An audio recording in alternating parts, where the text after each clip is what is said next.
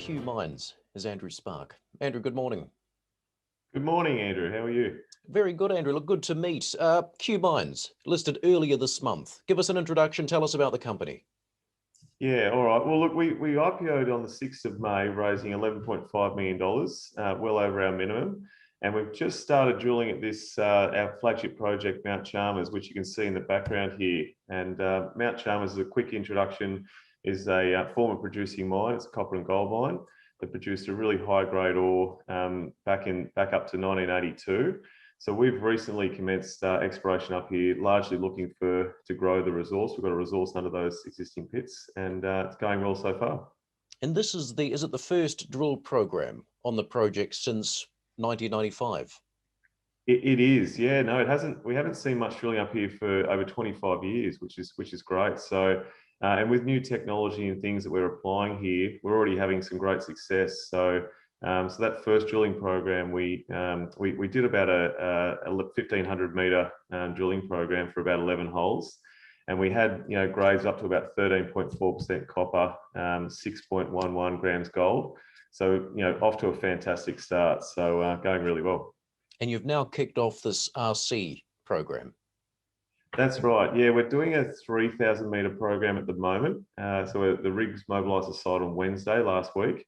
So we're already into the second hole, and yeah, look, going well. So the main purpose of the program is to largely validate the historic resource and hopefully bring it up to a higher JORC category, but also look at, can we grow this, down plunge, along strike, and so on and so forth. But a quick bit of background: this is a VMS deposit, so we're seeing multiple deposits in this region, and we've already got, as well as the resource under the old pits, we've actually got 3 exploration targets which are defined under the JORC code, and they're not in the current resource. So it's a really nice free kick for shareholders, for new shareholders. And I suppose one of the key reasons why we think it's a great investment opportunity, that resource is going to grow. It's not a question of will it grow, it is. It's just a matter of how quickly we can get it there. What is the existing resource? Yeah, it's about 73,000 tonnes at just under 2% copper. But historically, this mine produced about 1.2 million tonnes at 2% copper and 3.6 grams gold. So we're chasing some more of this massive sulfide, which hopefully we'll hit in this current drilling program, which is really nice when you hit it. So hopefully it comes up with good numbers.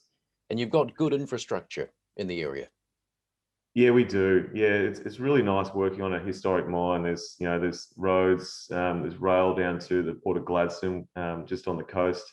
We're only 15 k's out of town, out of the wonderful town of Rockhampton. So we've got a ready-made mining workforce. We've got power to site. We're really lucky to have heaps of infrastructure on site. So what's your timing as far as your expectations as to how long this current program will take?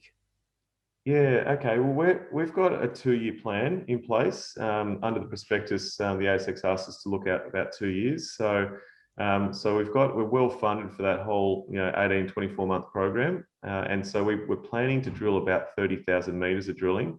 So it's a hell of a program. And for those of you who don't know, that's 30 kilometers of drilling. So we're only about 5% through our current drilling program. So there's lots of news flow on the way, lots of hopefully good results. And lots to come. And as far as the IPO, the listing itself, you saw good support here from both Australian and European investors. Yeah, that's right. It was a little bit different. We were quite surprised actually that we saw really strong demand out of Europe, particularly Germany.